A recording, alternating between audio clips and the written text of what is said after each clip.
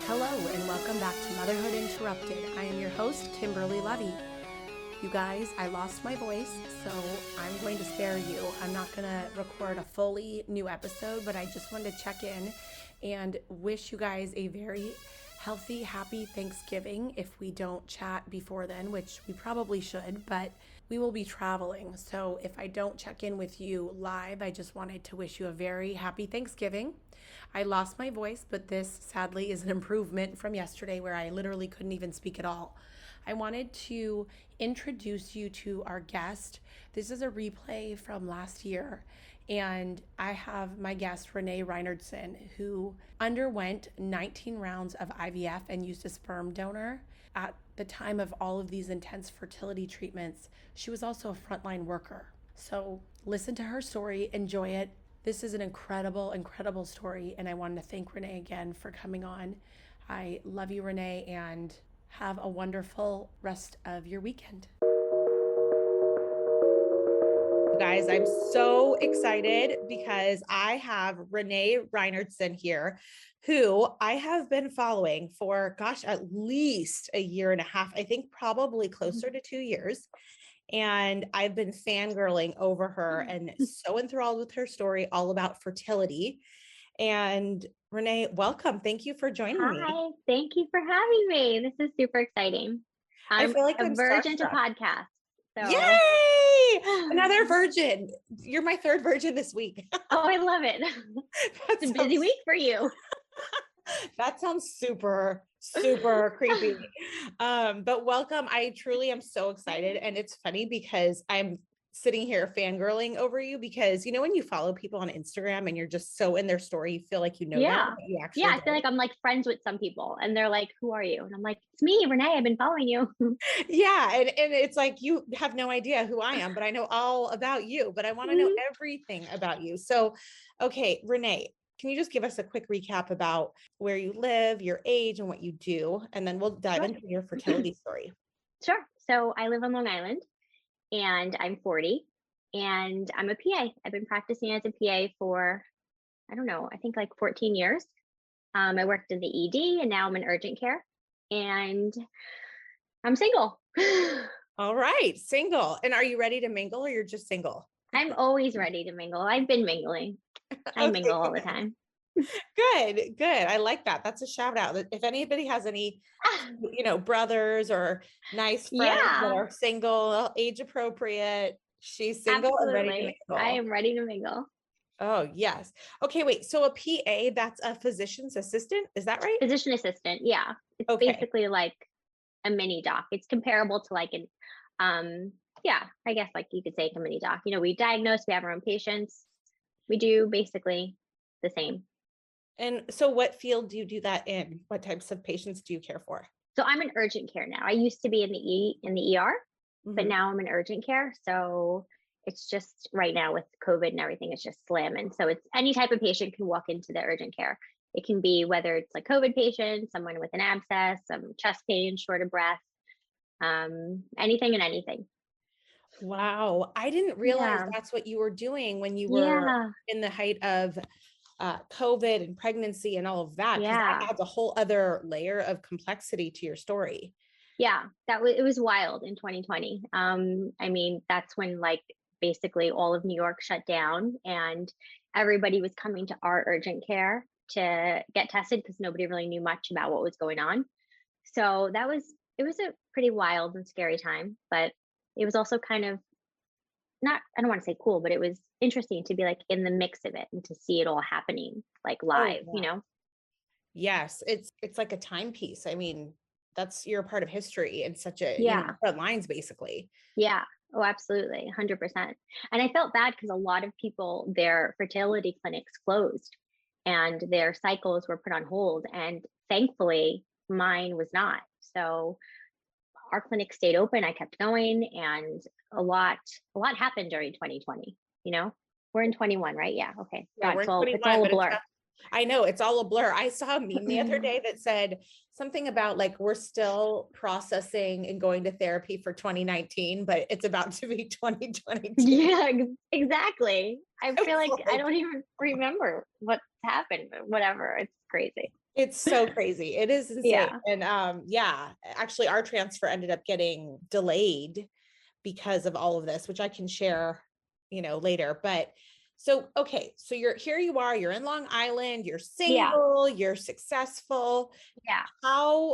And you're dating around, but you're still Yeah. single. And all of a sudden you're like, I need to you have the itch, the baby itch, like you're like, my Yeah. clock's ticking. So when did that all start? How did this fertility journey come to be? And tell us about like your Sure. decision as far as doing this as a single person.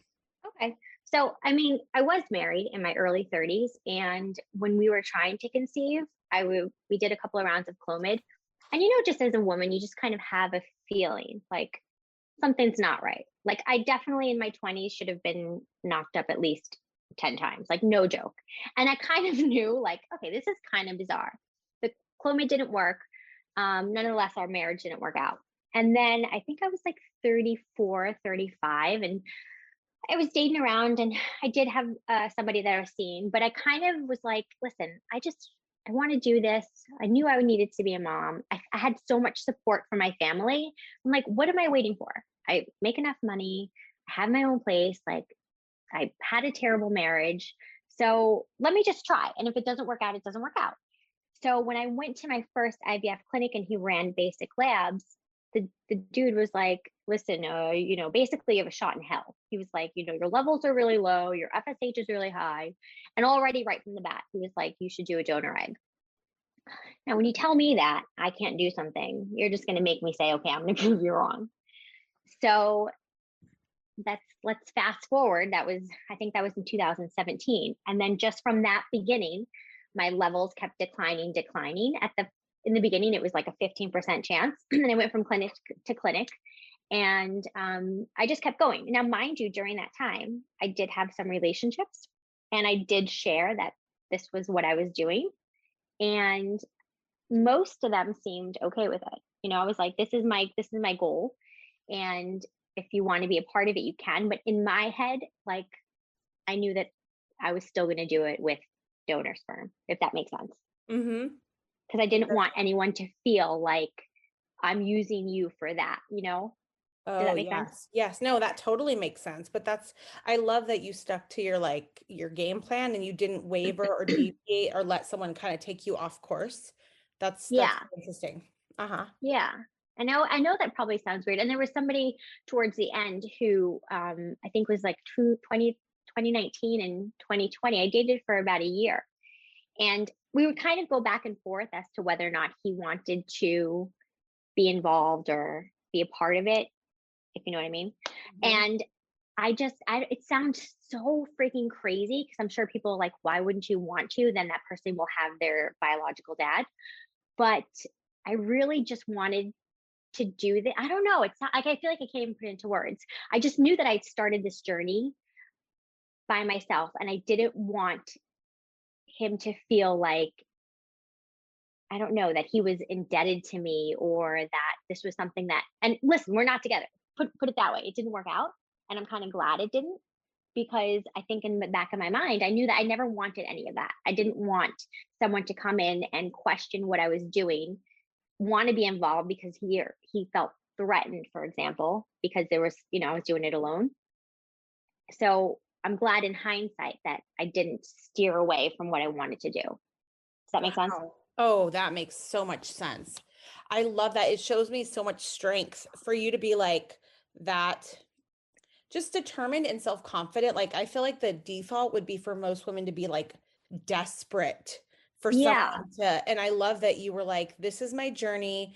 I know my truth. If it feels right, I'll go with it. Like you're going by your gut, but like you said, the back of your mind, like, that Yeah. the better thing is to just stay on the course and just do you. And I think Yeah. it's a sign of your independence.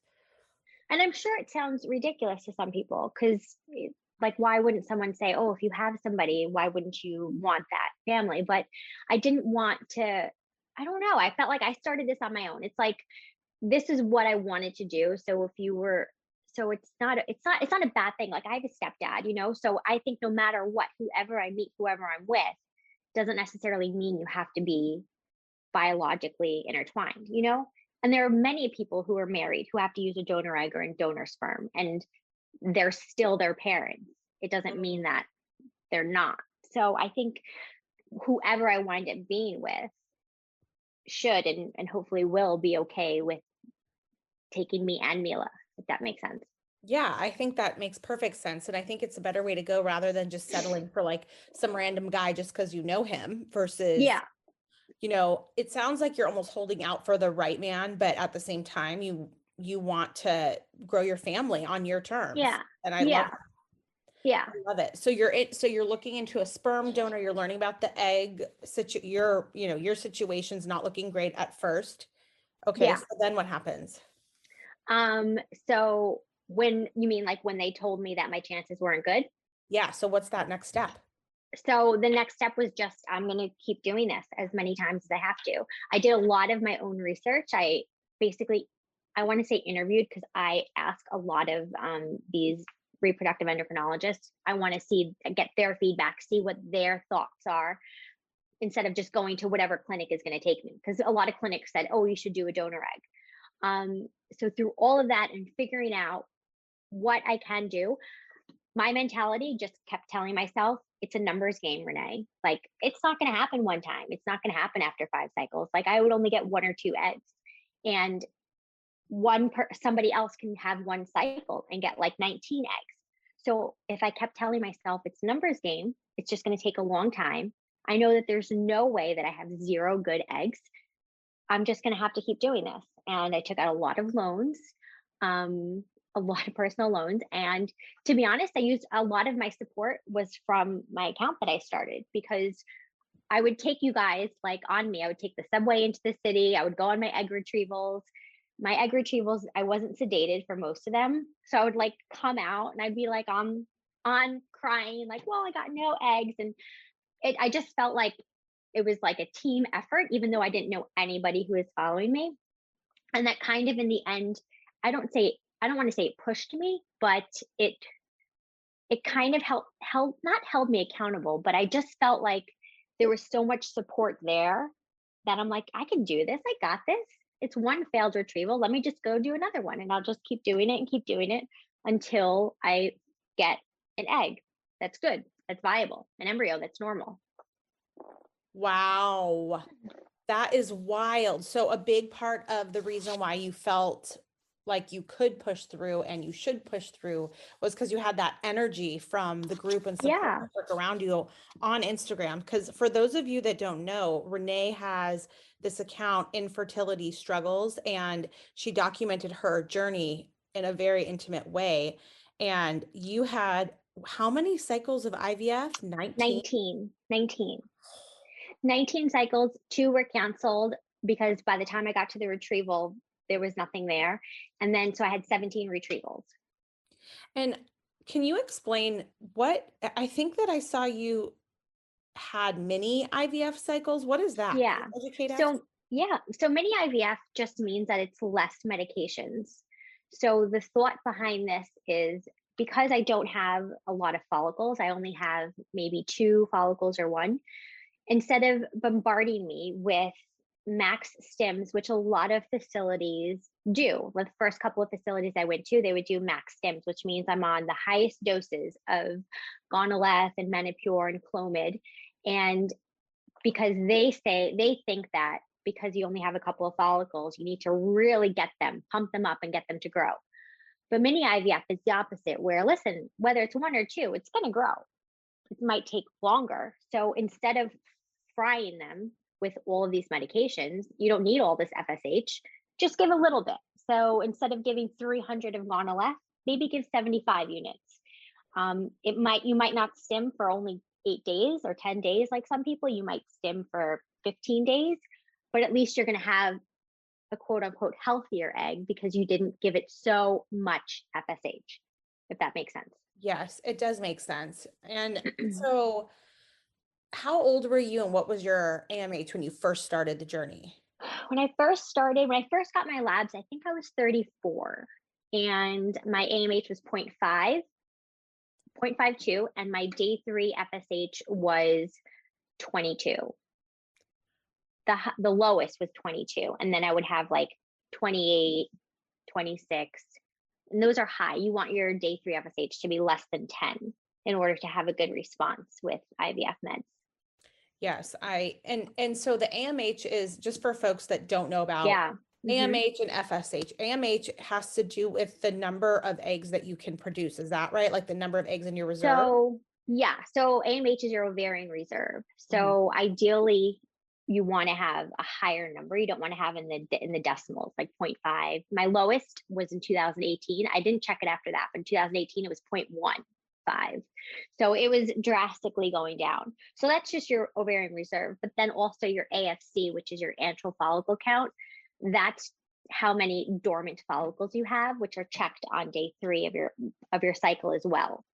So what that means is if you have 5 or 4 or 3, that's basically how many can potentially grow. Not meaning they're all going to grow. AMH kind of correlates with your age in terms of if your egg quality is going to be good.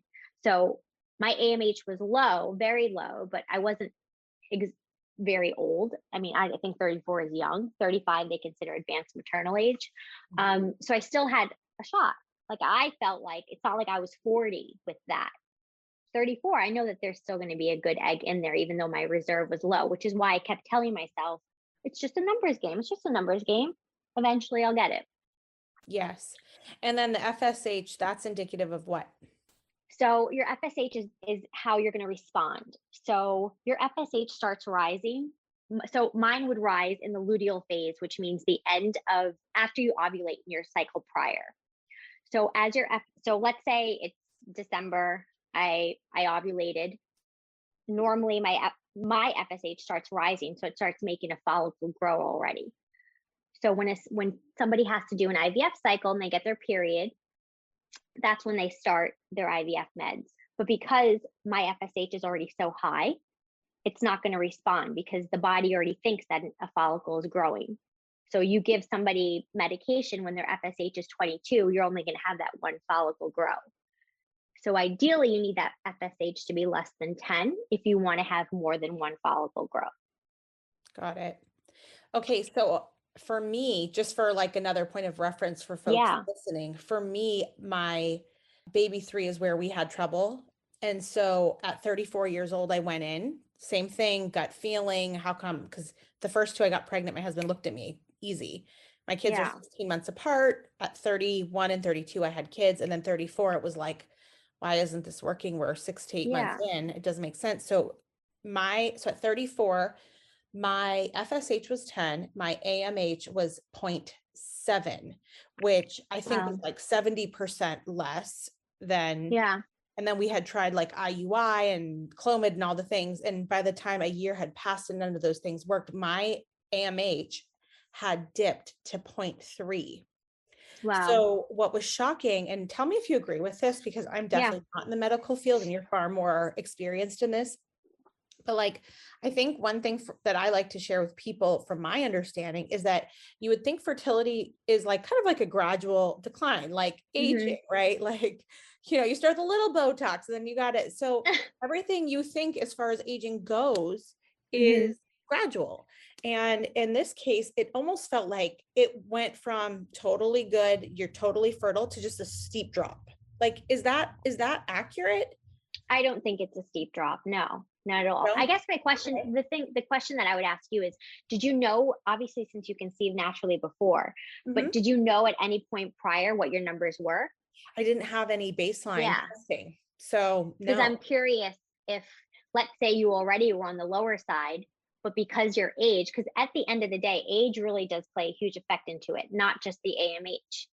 So who knows? Your AMH could have already been low, but because you were younger, it was a lot easier to conceive. And then when you checked it, you just happened to see that it was low. That's what I would think, because Yeah. I don't think it's going to go from, let's say, an AMH of 2 to within a year 0.5, you know? Mm-hmm, mm-hmm. I don't think that it's more gradual, Yeah. but So, because a healthy AMH, what should it have been for us, ideally? I believe it should be over 2, Yeah. from my understanding, from Yeah. what I remember correctly. Yep. So you get your baseline Hmm. information, not looking great. You decide you're going to go take out loans and do IVF. Can you educate us a little bit about when and how the sperm donor, like, how does that work? Because to us, that's a black box. It just seems like very mysterious, maybe. How do you go about that? And at what point are you looking into it? And just how does that all go down? You mean like how do I pick it or how do you find Mhm. it? Both. Okay. So honestly, didn't know anything either. I think I just Googled like, oh, I'm sorry. The clinic gives you different banks that you can look Hmm. into. So the bank that I used was California Cryo Bank. And it's actually kind of cool. I mean, I don't know. I thought it was kind of cool. You can basically pick what you're looking for. Like you can pick, they'll give you like stars that you know, or like famous people if you want someone to look like that. Race, ethnicity, blood type, age, how tall they are. Legit, you can just like mix and match and make whatever you want. It's kind of wild. But and then you can look into their family history and you can look at baby photos. You can choose if you want them to be anonymous or if you want them to be not involved, but be able to be reached when the child is older. I don't It's a lot of work. I felt like it was like a second job because you have to look into all of this and the maternal and paternal history. And if there's, things that you don't want in there, like if there's a long history of like cancer or something, obviously, you don't want something like that because that's hard to deal with. But yeah, it was a lot. So what did you choose for Mila in terms of her father? Did you choose someone that you can contact or not contact? No, no, No. no, because it's a donor. I mean, that person's nothing to her. I like I said before, I think of it as if, let's say, I was married to somebody who unfortunately didn't have viable sperm, we would have to get a sperm donor. So Yeah. that's the same way that I think about it. It's nothing. It's not. It's just genetics.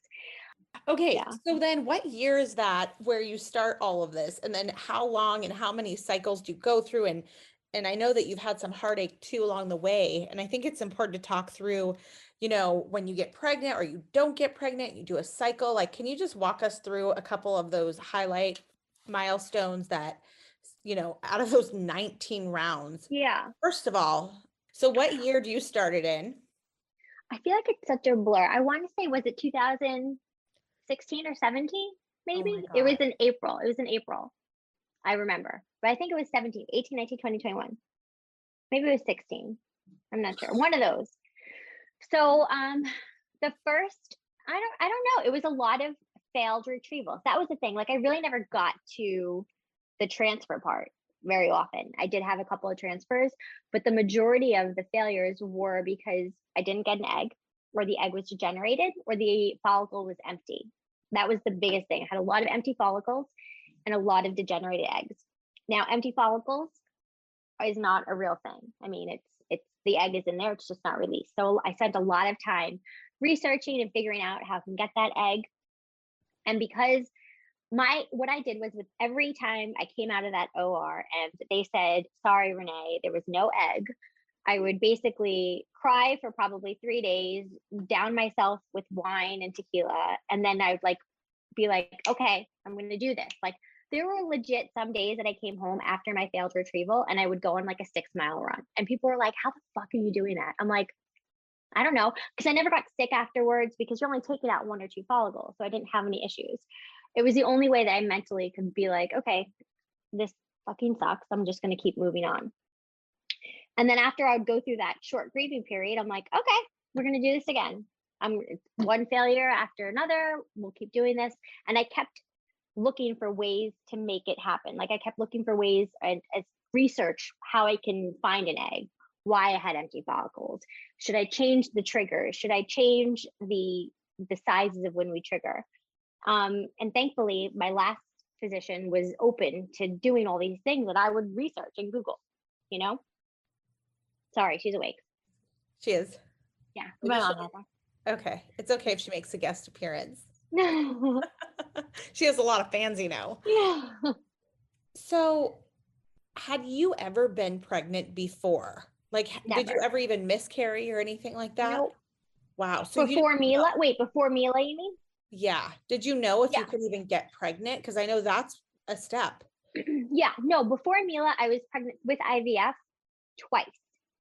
So in 2018 in May, I got my first normal embryo. I don't know if you were following me then. And we transferred. It was a girl. And we had the heartbeat, everything, and I miscarried at 7 weeks. I The remember doc, that. That's yeah. right. And then Yep. he was like, "Oh, it happens." I'm like, "That's fucking weird. It doesn't happen." But then it took me another 2 years to get another embryo. So for those 2 years, I'm doing cycle after cycle after cycle to get an egg, to get an egg, to get an egg. And then in May again of 2020, I got an embryo. It was a girl, and I wound up having a chemical. The crazy thing is, I had a miscarriage on May 25th of 2018. May 25th of 2020, the same exact day, is when I found out it was a chemical. Both of those were girls too. I'm like, May 25th is so fucking weird. That So is after insane. yeah, that's wild. So then after that chemical, that's when I was like, okay, this isn't normal. Like 2 normal embryos, my body's not holding it. I'm like, I know that I have endo. My doctor's like, you don't have endo. I'm like, I'm telling you, I have endo. There's no reason why my body's rejecting these. So after some pushback, he was like, okay, we could look into it. And I was right. And then I wound up having my lap in August, stage 3 endo. After I had the endo removed, I went in for follow-up with my reproductive endocrinologist like a week later. And he was like, "Hey, listen, you happen to have a follicle. I don't know. Do you want to retrieve it?" I'm like, "Who cares? Just do it. It's probably all messed up anyway. I was under anesthesia, all this stuff." And that wound up being Mila. Oh my God. So were you going through IVF at that time? So you had just So I removed didn't the stim. I endometriosis? just removed the endo, and then I wound up having a follicle that happened to just be growing. Like And naturally. yeah, yeah, exactly.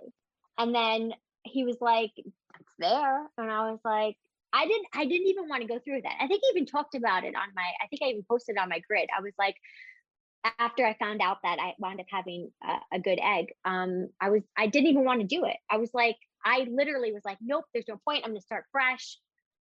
Actually, believe it or not, I think I also said that once I got that diagnosis of endo, I felt clean. I felt like, okay, everything makes sense. I was ready to close that chapter, and I was ready to toss in the towel and say, okay, I'm good. At least I know why now. But I was exhausted. My life was so different after all those years, and I was different.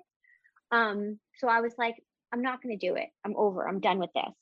But then like last minute, I said, you know what? Just take it out. Who cares? It's just another one. It's just another damn retrieval. Like at that point, it was so like old hat to me. I was just like, whatever, who cares? Do it. It felt like more of like a normal monthly thing, as weird as that is. Like who thinks of an egg retrieval as a monthly thing? But I did. And then that wound up growing, and it fertilized, it grew, and then it wound up being genetically normal. That is wild. So that was not an IVF cycle. I didn't take any meds. I think at the end he wound up making me he retrieved it. But I Yeah. think at the end, like 2 days before we triggered to take it out, I think he saw another one. So then I wound up doing, I think it was like 3 days of Menopur, not Convalesce. I think it was 3 days of Menopur. And then, 3 or 4 days, because he wanted to make sure it was growing. And then we wound up doing a double trigger, and then he retrieved it. That is, I mean, it is the craziest story.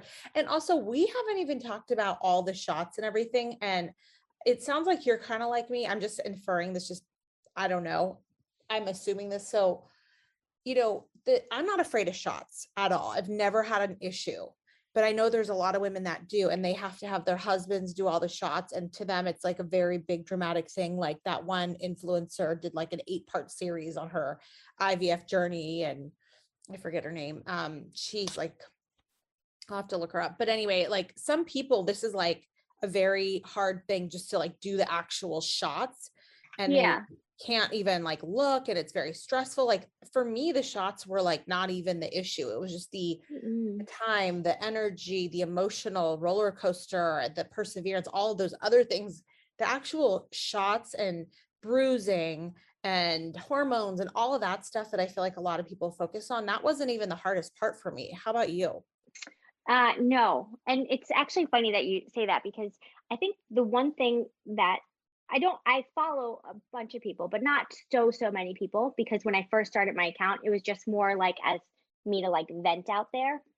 But I know that there's a lot of infertility accounts where they share, you know, all of their shots when they do their injections and like you're saying and that's very much a part of their journey and then they'll kind of then they have these like after they do transfers these certain things like everyone says oh you go eat fries and you do that and my journey wasn't so much about that. It wasn't like oh my god this is awful the shots like I never even talked about the shots like it wasn't even that. It was more just like the mentalness and the emotional part of and the perseverance and the just having to go from one retrieval to the next.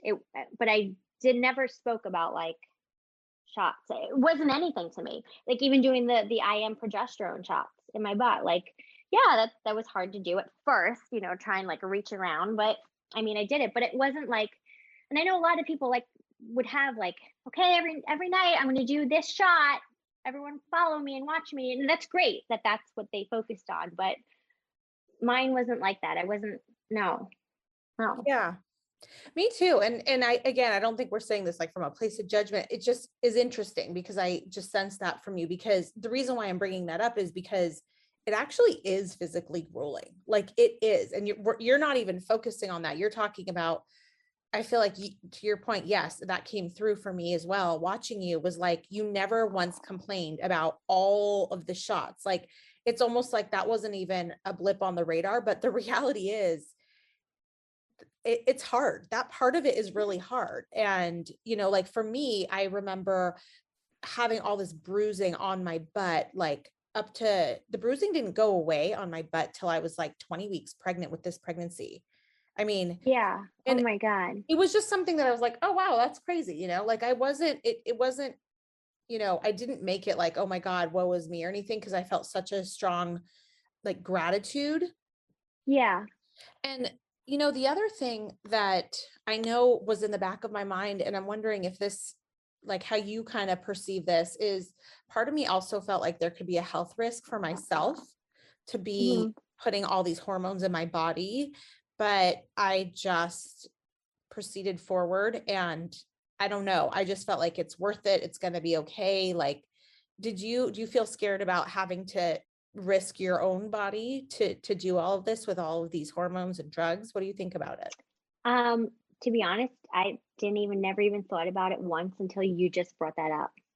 I think I just saw myself as this like machine that was just so focused on doing whatever I could, sacrificing whatever I could, whether it be family, friends, my body, my job, money, in order to become a mom. I kind of put all that emotion stuff and thinking about like what in the end it could do to my body, if anything.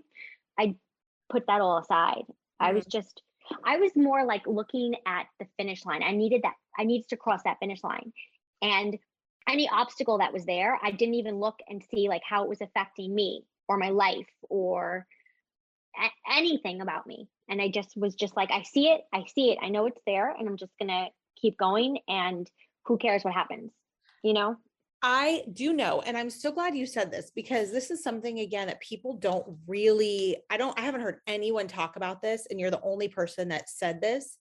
And this is similar. So, and I want to say this for people that are listening if they're going through IVF, because it is a lot in terms of just the sheer logistics. Like, I'm not even talking about, again, the shots and all of, I mean, being on the phone with insurance companies, getting the right Oh medication, my God, the yeah. doctor's visits. It's time and labor intensive. Okay. Like you said, it's a second job.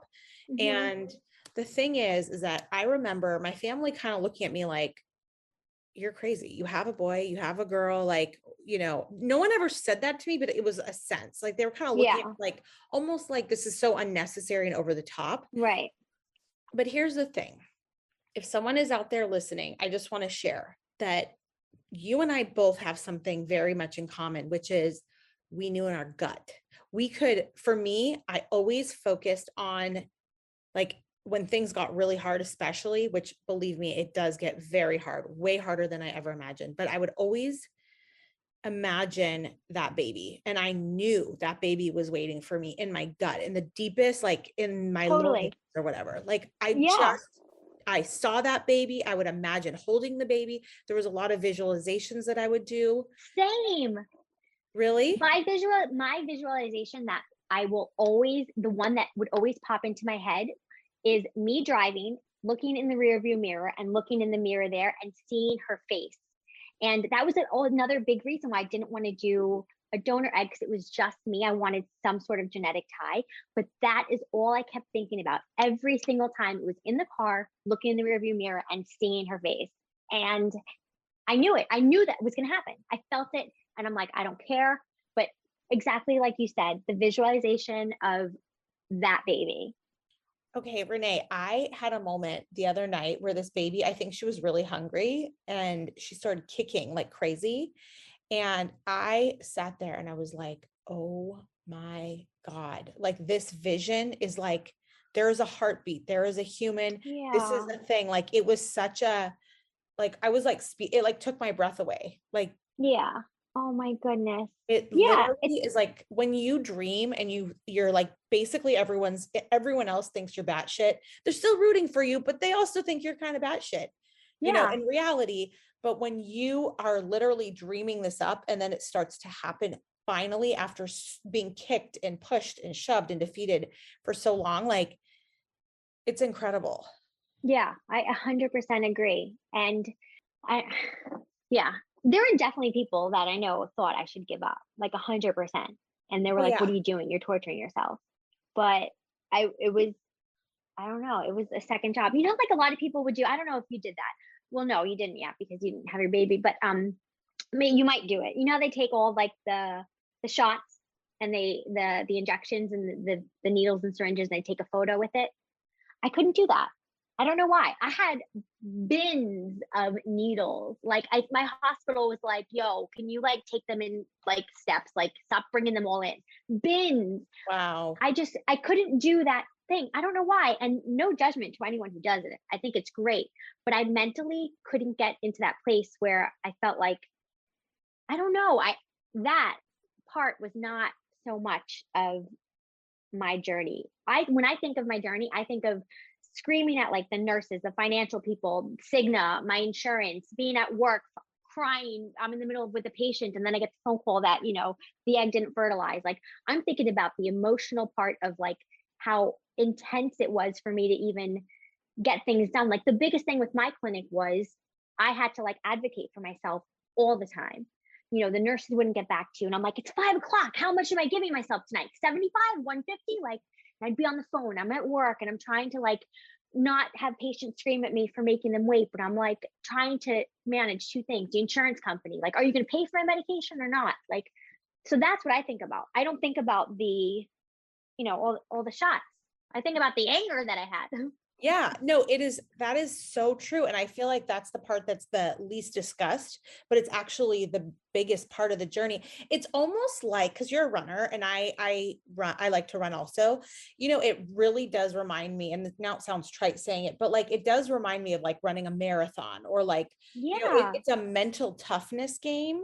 And you and I both were like racing to the finish line, like running, and it's treacherous. It's truly emotionally treacherous. But I just, I think it's important to talk about this and to share your story, especially because it is so extreme. But for me, going through IVF just a couple of times, like, I mean, you do want to give up. It's a lot of time and money. And then to see people like you and hopefully now me to say, okay, it worked for them, it's going to work out. And to just know that in your heart, I think that is actually probably the most important thing, is like that faith. And it doesn't even matter if you're religious or whatever it is, Yeah. like just that knowing, like if you can see that baby in your mind, like don't waver, just keep going through it and fighting for it. And the other thing I'll say, and this is the only other thing that comes to mind when I think about the actual shots themselves, was I also would take a pause and do like a gratitude moment before Hmm. the shots, when I remembered, because, you know, it's like, oh God, I got to do these shots again. Like, it's just like another to do. Again, not that I was so like, not that it was so difficult for me. I always gave myself the shots and all that stuff, but I would sit there and hold the medicine and visualize all the people out there that would do anything to have this medication in their hands, because I know how hard it was, how expensive it Yeah. is, how much you have to go through to get to this point. And I would sit there and really try and just be so thankful and just say thank you. And I would also try and push out that energy to these women that were in desperate need of getting to do this also. So those were like the visualization, the gratitude, and the mental toughness, I think. And then of course, having people like you inspiring me were Oh, huge for me. that's sweet. And it's I guess I never realized, I never realized I don't want to say impact, because I'm not anybody. I'm just a regular person who shared her story. But I never realized the impact that I had, because I would always get almost daily, like one or two messages, always asking like, how the biggest question I get is, how did you do it? How do you keep moving forward? I had another failure. And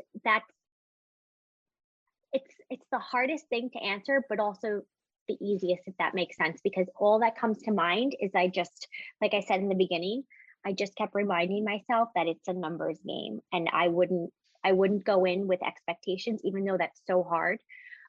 But I just kept saying, okay, it's going to happen eventually, but I would never tell anybody, don't give up. Like, that's the biggest thing, because I hate it when people told me, don't give up, because nobody knows where you are emotionally or mentally. So I'll never tell anybody, don't give up. I'll just say, this is what got me through it. I'm a realist. I just would say it's not going to be a few times. Um, but I, I guess I just never realized how much of my story, how it helps people, even just to talk to, because I'll always talk to everybody. Anybody that messages me, I'll always answer. Well, I have to tell you, on behalf of your whole community that you formed, you have really inspired all of us, because you were just so raw and honest, and your case was just so extreme that it was like, okay, if Renee can do this for 19 rounds, I sure as heck can get through 2 or 3 of them. I mean, Yeah. it's quite the captivating story. And then the way you conveyed it and everything. Okay, so then can you tell us, Yeah. so you get pregnant, how was your Yeah. pregnancy? And I want to hear about your labor and Mila. As much Okay. as you can share. Can you cover all of that? Go. Yeah, absolutely. Okay, ready? Go. My pregnancy was actually fine. I mean, and that's like, I didn't have any symptoms, but I also didn't get really any side effects from all the Gonalef and Menopur, and I mean, all letrozole, Clomid. Like, I don't know, maybe I'm just not sensitive to it, or maybe my mind doesn't allow me. But I didn't have nausea. I didn't have food aversions. Like, I had nothing, and I was even like, am I fucking pregnant? So that was fine. I think the biggest thing was just, my only symptom was a cough and reflux towards the end of my pregnancy. So that was good. I struggled a lot with body image, which I think I'm sure most women do when you get pregnant. And labor was probably the worst thing ever. That's the hardest thing ever, ever, ever. I was induced, and I didn't get my epidural for a good, I want to say almost 20 hours. I was trying to push through to see how I was doing. And then I'll never forget, it was 2 in the morning, and my mom was with me in the room, and it was so intense. I called the nurse. I was like, okay, I'm ready for my epidural. She's like, oh, Renee, I'm so sorry. There's a line. There's a line? What the fuck is there a line for? Well, apparently everybody needed it. So I was fourth in line on the floor for the anesthesiologist. Literally, I said to the nurse, I was like, okay, whatever you do, I'm about to kill me. Give me medicine, give me morphine, fucking kill me right now. I want to die. I swear, she picks up the phone. She's like, so my patient in room 3 just told me she wants to take her life. 2 seconds later, the anesthesiologist is there. And I didn't even do it on purpose, but literally I was like, oh wow. So she thought I was gonna kill myself. So Okay, so that's the buzzword, that's the way you get your epidural. clearly, Awesome. yeah. It was just so funny, because she's so just So my patient said that she wants to take her life. Well, so then I got my epidural and I cut the line. Oh my God, that's hilarious. So, Yeah. well, how far along were you when you were induced? Full term? 38 weeks. Okay. Yeah. Okay, 38 cool. weeks. Did you have feeling additional anxiety because this was such a treacherous journey? Like Mm-hmm. for me, all of my pregnancies, I really couldn't take a breath until like the detailed anatomy scan at like 20 Yeah. weeks. And then viability milestones, like 28 weeks and things like that. Like, did you have any of that, anxiety Yeah. happening? Yeah, of course. So the first one was obviously the first heartbeat, right? So that one was anxious. And then the second one to make sure the heartbeat is still there. I think once I got to the anatomy, making sure she had all of her limbs and everything, my concern wasn't so much, am I going to still hold on to this pregnancy? My concern was just more of stillbirth. I don't know why I couldn't get that out of my mind.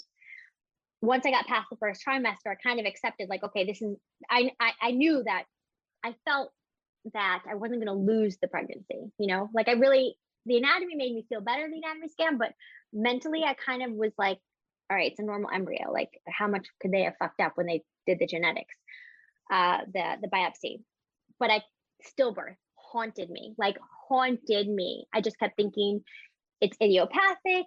I'm older, IVF, like I don't go over 40 weeks. And then everyone's like, it's your first pregnancy. So you're going to go over 40 weeks and then stillbirth chances increase after that. So I was so concerned about that. And that's what took over. And I probably every single OB appointment, I was crying to her. Like I wanted to be induced. She didn't induce me for that reason, but I was just so afraid that I was going to get this far and then she was going to be born still, Yeah. And so why did they end up inducing you? Because I was crying so much. This is so in hindsight, I guess it worked out, but I was so stressed just in general, like being at the end of the pregnancy and just, like I said, I couldn't stop thinking about stillbirth. So I was just crying for no reason while they're doing the stress test. I was just so anxious and like, we're watching her move and stuff, all the emotions, and my pressure was high. And I was like, I know my pressure is high, I'm crying. And then she retook it, she drew some blood. And then I was working the next day and she's like, check your pressure again when you go to work. So I checked it, it was still on the higher side. We even did a manual, we did the electronic, and the diastolic, the lower number was high. So I called her to tell her, she was like, okay, you have to come in. Your pressure is high and your blood work had a little bit of protein. When I got to the hospital, my pressure was beautiful, but they still wound up inducing me. She just wanted you off her bucks. Let's be real. Probably, I think so. Because there was like all the nurses were like, "Why did she send you in? Your pressure is like it was like 110 over 70. Before that, it was like 150 over 94." So I was like, "Okay, whatever. I'll take it. At least then that anxiety will go away. That I'm not waiting for 40 weeks."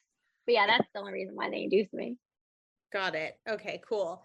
Okay, so then what was that moment like when you held your baby? Held Mila, and did you have her name picked out? So I had her name picked out. It wound up being a C-section because I didn't progress. Yeah, so that was terrible. I was like throwing up all in a kidney basin as they're like cutting me open. It was awful. The first thing I thought of when he was like gave her to me was like, my life is changed forever. Like that is the first thing I thought. Not in a bad way. Just like I'm in charge of this tiny human. Holy fuck, I can't believe it's happening. Like it was just so surreal.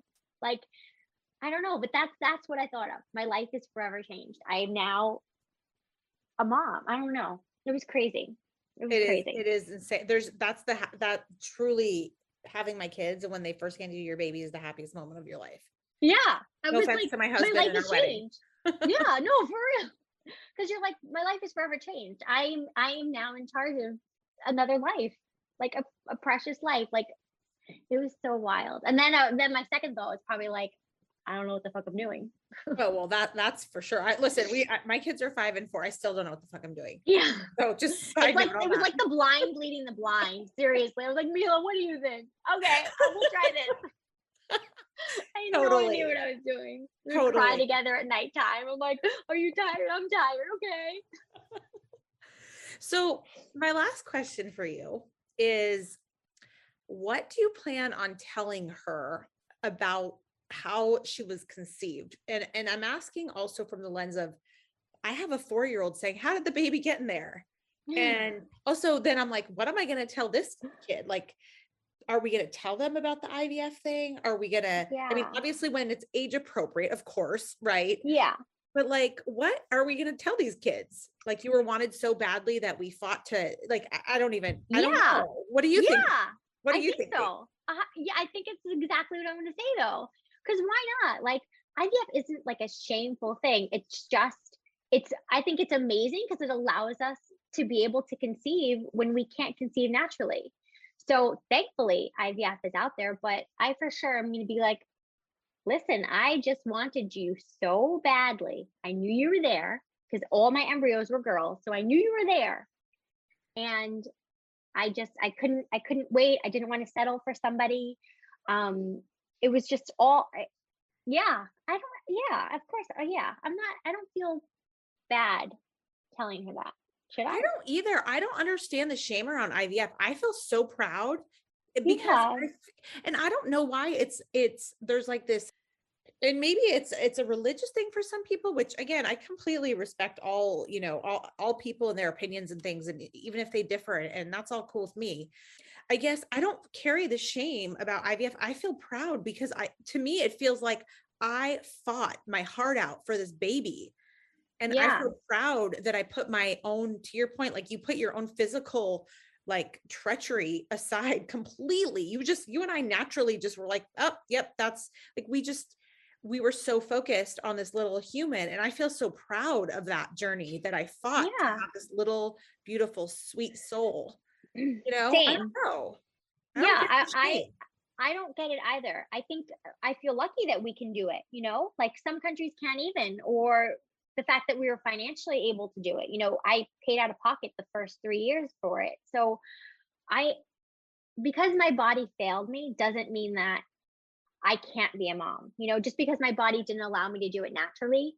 Even put aside the fact that I was single, even when I tried with my husband and my body didn't want to.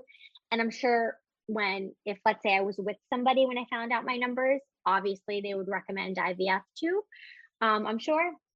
But just because my body's like, it's not going to happen, I perceive that as it's just a little hurdle, and it's only going to prove to myself more and to my daughter that I overcame this hurdle. Like, this is how badly I wanted you.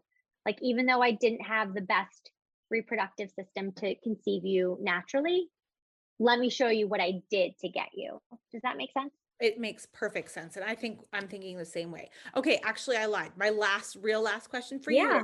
I Yeah. was really curious if you were going to change your Instagram handle out of A lot of infertility people ask struggles. me that.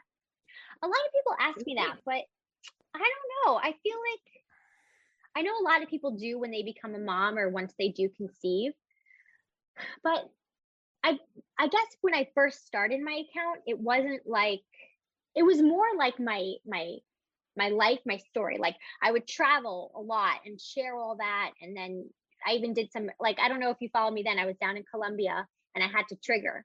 So I triggered while I was in Colombia and I did that on my story.